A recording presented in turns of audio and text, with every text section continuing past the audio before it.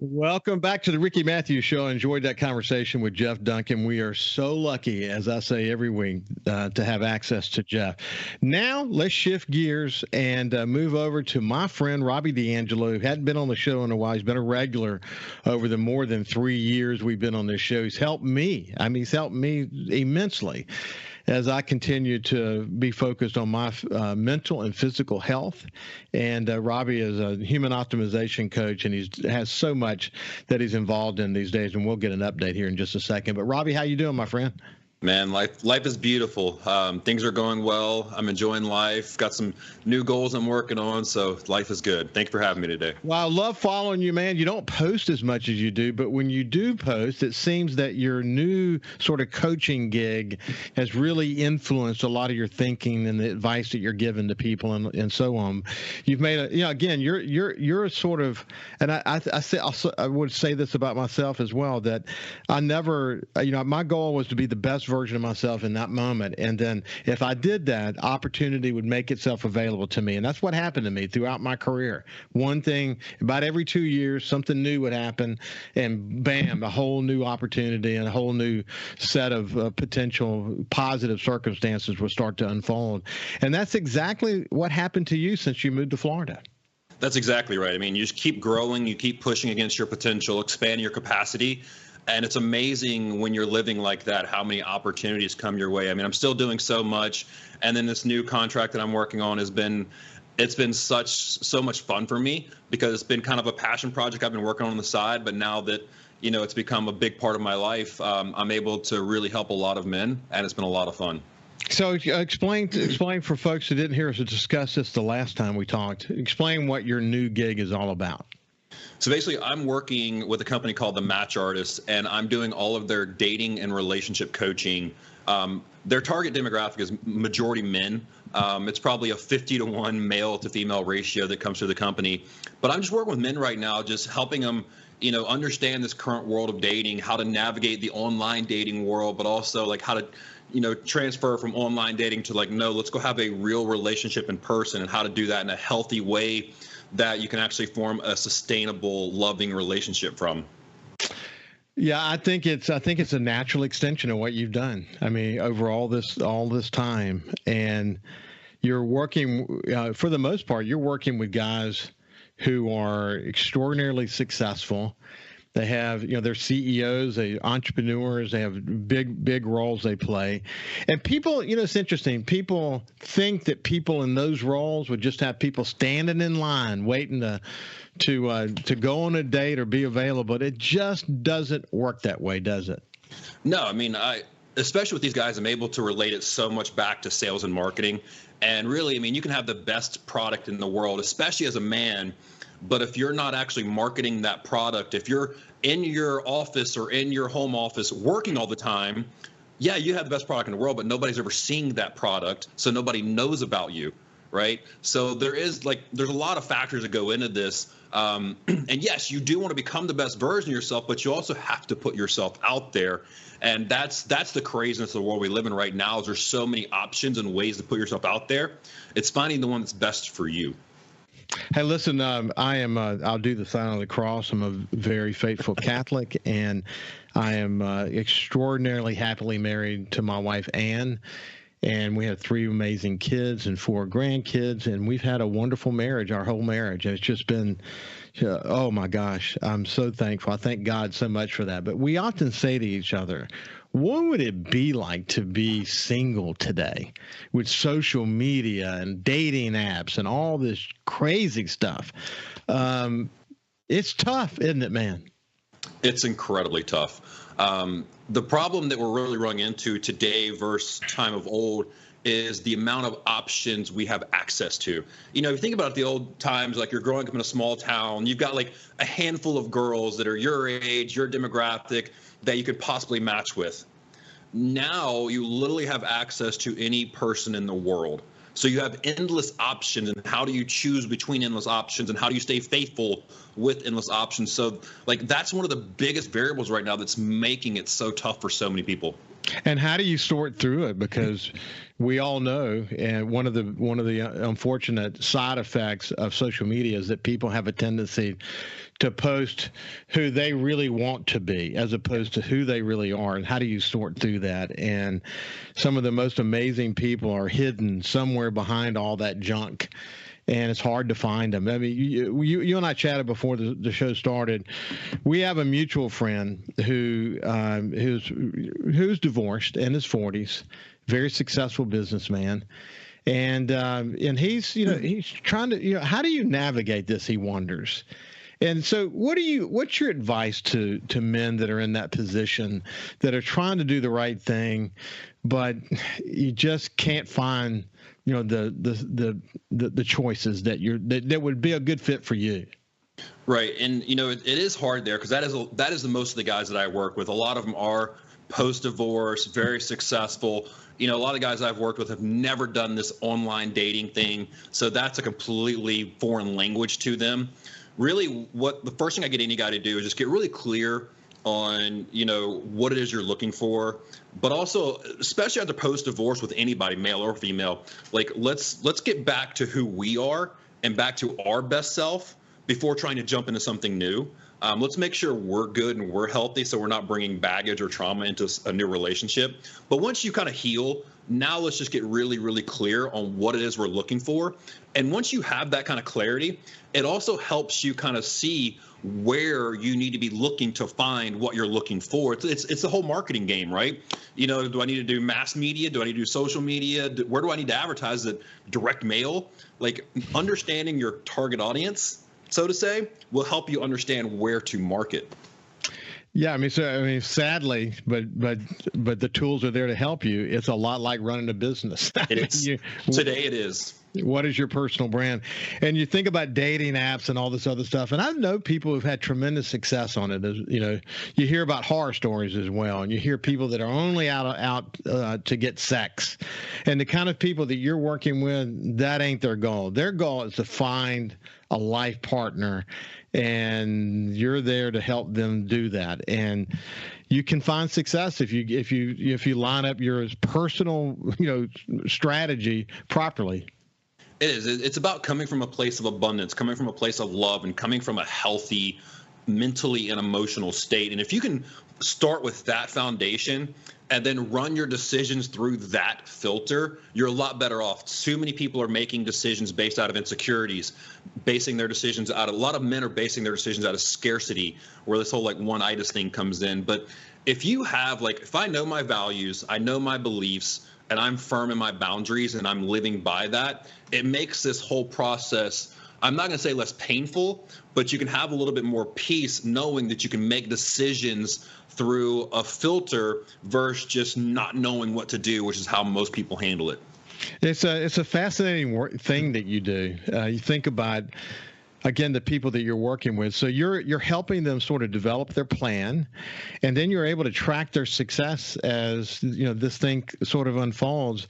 I bet you've seen some really great matches that you just sit back and say, wow, it was almost divine intervention that it worked out so well. It's so cool, watching these guys go from loneliness and hopelessness post-divorce, or just struggling on dating apps for a while, been single forever because they've been so concentrating on their career and life. And you start to give them the tools and give them the strategies of how to work this craziness of dating world. And then they start to have success, and you just watch them completely change. And yeah, you're right. I've seen some, I had a guy this past week. He was out in the dating world, going on a bunch of different dates, and he's like, Robby, I found one. And we started talking about it, and it's all the alignments there. He's doing it the healthy way. He's making sure the values are aligned.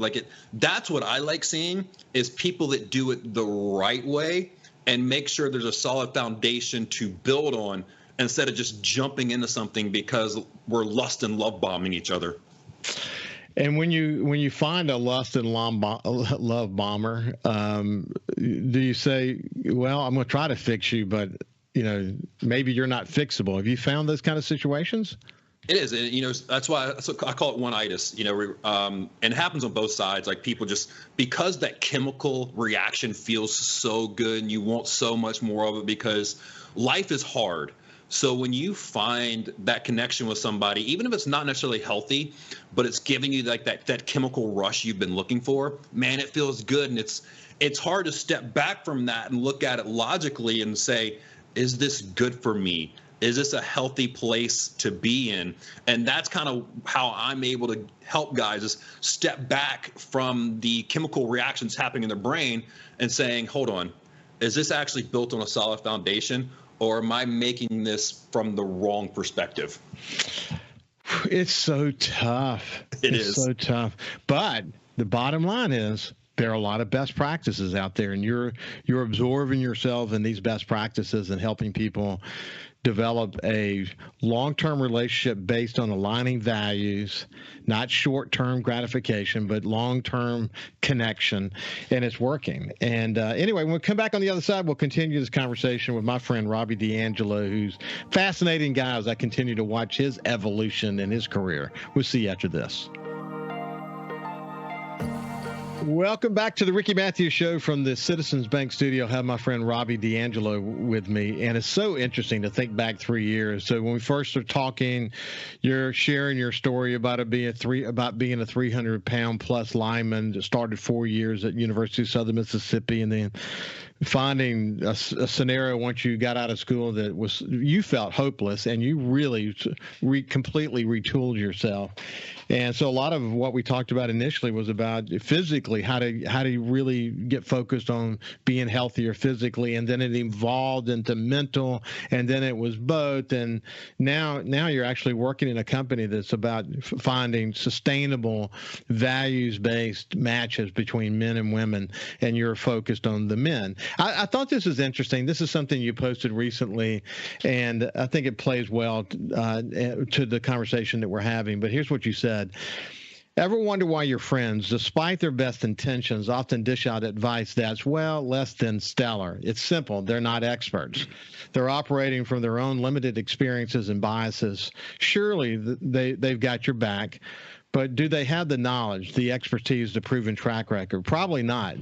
Now, I know I'm not saying that to ditch your friends, but when it comes to leveling up in life, whether it's in relationships, money, or status, you need someone who's been there, done that, and got the T-shirt. You need a professional coach, and you go on from there. I mean, I think the idea of it's comparable to surgery. You wouldn't let a friend of yours do surgery on you who's not a doctor. I think the same thing is true for your mental, emotional security when it comes to relationships. And that's the point that you're making. It is. I mean, look, your friends are there to comfort you, and they're there to provide like love and support, but not necessarily guidance, because everyone's got their own baggage. Everyone's got their own trauma that they're then giving you advice through. And yeah, like you might be getting advice from one of your girlfriends, but she's dealt with nothing but just bad boy after bad boy. Now she thinks every guy's a bad boy when really that's not the case, right? So I try to, like, with my guys that I coach, I'm coming at it from a science-based perspective. I'm using a ton of stats, a ton of data, and really showing these guys like, hey, look, I'm not telling you what to do, but I'm going to show you kind of how the world works. And I'm going to show you what people are doing based on the statistics and based on their actions. And I'm trying to empower you to make better decisions. And that's just like something you can't really expect from your friend to do, because your friend hasn't, read all the books and done all the research and gone to the conferences and done all those things. Hey, Robby, the internet's fascinating. It's the best thing that ever happened to us and the worst thing that ever happened to us. But I think of my dad, God rest his soul, who was he collected antique cars when I was younger growing up. He had a bunch of different cars, but one of the cars he had was a Pierce Arrow. Had this very unique hood ornament. And what's interesting about the internet is you can find people who own Pierce Arrows and people who have that specific hood ornament, if that's what you want. Yep. You can find that, and you can even go more refined than that. Same thing is true about relationships. Same thing, but again, you got to know what you're looking for. And in this case, it's a hood ornament that's specific to maybe a certain model of Pierce Arrow car. But if you define who you are in from values to likes and dislikes and whatever they might be, you can find someone if you're looking in the right places who fits that description. You can. And here's the deal. Like, there's a dating app for literally any niche. I promise you. Go look. There's a dating app for like clowns and feet and just whatever. It's bizarre the amount of dating apps that are out there. So yes, there is endless opportunities for you to find what you're looking for. And look, don't forget, most women complain about not being approached in person these days. They still want you to go talk to them. So there are endless ways to go find. The problem that I see a lot, especially with men, is they let the fear of rejection keep them from even talking to girls, even on dating apps. Like, they're so scared to make a profile because they're scared of getting rejected online, much less in person. And then when they do make a dating app or go approach a girl and they get rejected one time, oh, well, I guess I'm just not attractive. I guess no girl's going to like me forever. I'm like, bro, that was one girl out of like 3.5 billion. Let's go find another one, please. That's so true. You know, interesting, man. I spend a lot of time on social media, especially because of my show. So I'm posting in different places and have a team working with me and whatever. So I interact with a lot of people, and some of the people I interact with, God bless them, they're a mess on social media. They just are. They're trying to present, and they're making mistakes as they present themselves, and there's a lot of insecurity. You can just see it. I mean, you can go to someone's profile, I bet, immediately within maybe 2 or 3 minutes, determine whether they're secure or insecure, can't you? Yes, absolutely. And that's what I tell people too, is like, look, this isn't the age of Googling people anymore. When you meet someone, even if you meet them in person, they're going to go home and look for you on social media. And your social media, your online presence, is really your brand, and that's where they're going to do their background homework. So what does that look like?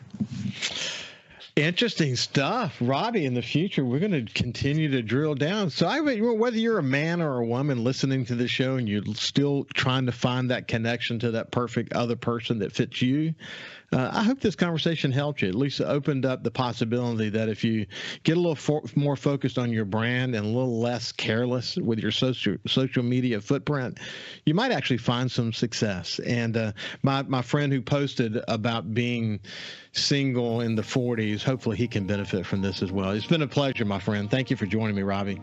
Rick, I've enjoyed this conversation, man. This is something I can get a little fired up about, so thank you for having me on today. Oh, you bet. This has been Robby DAngelo. Listen, have a great weekend. Stay safe over the weekend, and we'll see you on Monday morning.